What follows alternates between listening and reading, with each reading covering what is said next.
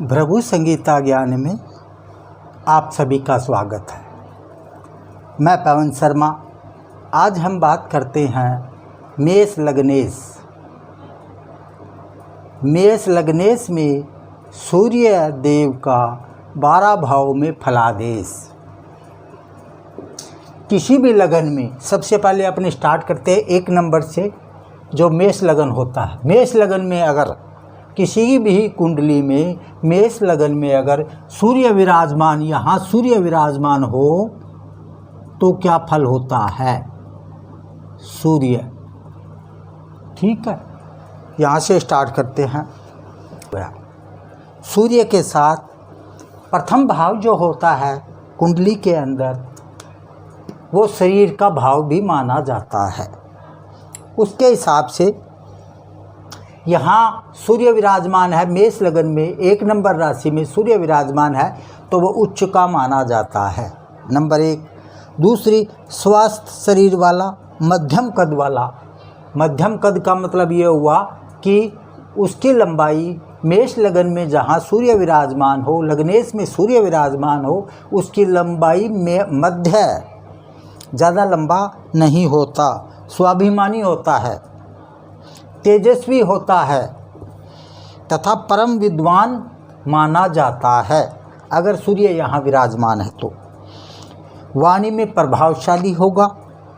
संतान पक्ष की प्रबलता, साहस, धैर्य, शक्ति सप्तम भाव पर पूर्ण दृष्टि पड़ने से। अब क्या है कि सूर्य की पूर्ण दृष्टि यहाँ पड़ेगी सप्तम भाव में। सप्तम भाव का मालिक शुक्र है। तुला 7 नंबर आ गया ना, तो 7 नंबर का मालिक तुला होता है।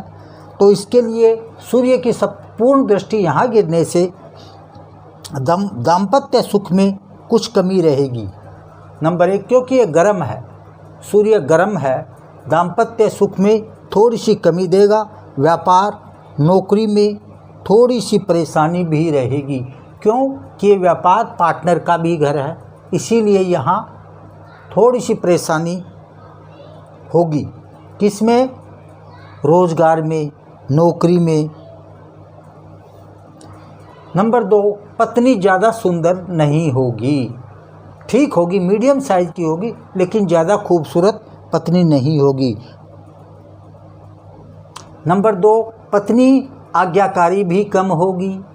सूर्य की सप्तम दृष्टि होने के कारण पत्नी आज्ञाकारी भी कम होगी। अब आते हैं नंबर 2, सूर्य सेकंड भाव में।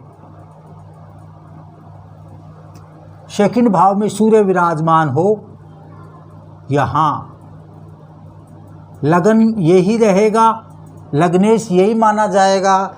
1 नंबर राशि मेष लगन के कुंडली में सेकंड भाव में सूर्य शुक्र की राशि में विराजमान हो तो क्या फल होता है?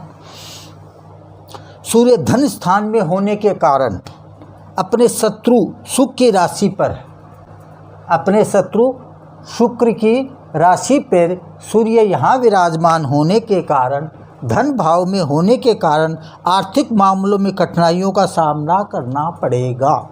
यहाँ किसी का भी सूर्य मेष लगन में बैठा हुआ है, मेष लगन की यहाँ सूर्य बैठने, यहाँ पड़ेगी इसकी पूर्ण दृष्टि सूर्य की।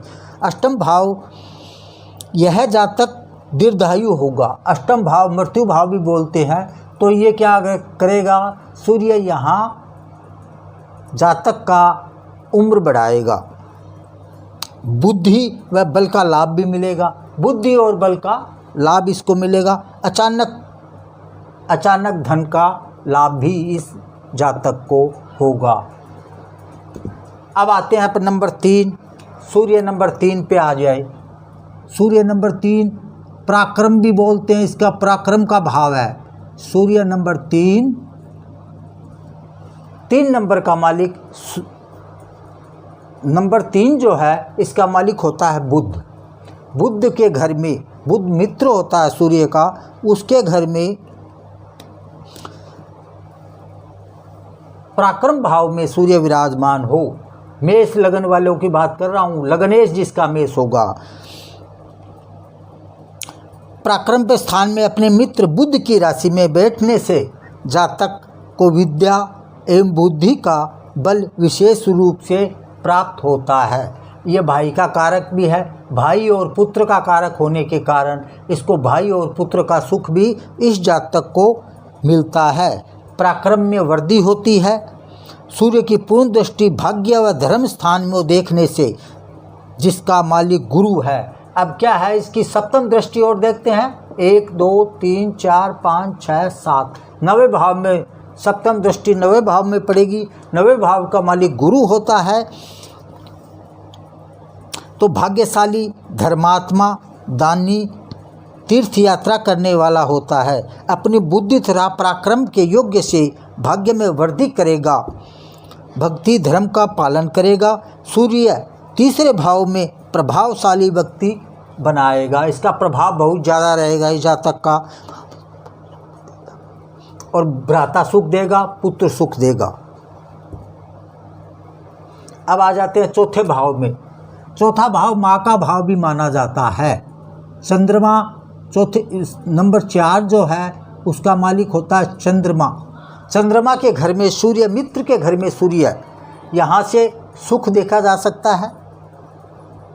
सुखी जो होगा उसके लिए तो यहाँ के चौथे भाव में माता का सुख, संपत्ति, भूमि का सुख देता है। अपने मित्र चंद्र के घर में होने से विद्या का भी विशेष लाभ मिलता है। 10वें भाव को पूर्ण दृष्टि से देखने के कारण यहाँ से सूर्य 10वें भाव को देखेगा, जो ये शनि का घर है। 10 नंबर का मालिक कौन है? शनि।